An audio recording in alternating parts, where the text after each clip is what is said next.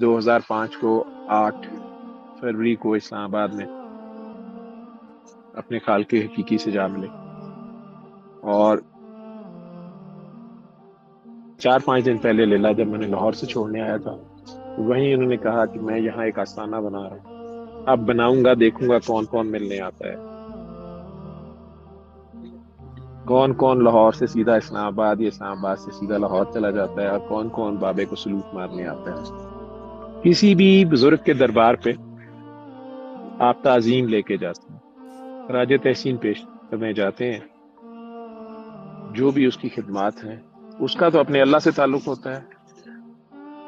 وہ ایک عاشق اور معشوق کا اپنا ایک تعلق ہوتا ہے، تو میرا ذکر کر میں تیرا ذکر کروں گا، رب نے اس کے اس ذکر کو بحال رکھنا ہوتا ہے کسی نہ کسی رنگ میں، کسی نہ کسی شان میں، کیونکہ اس کی شانیں اتنی ہیں وہ ہم گن نہیں سکتے۔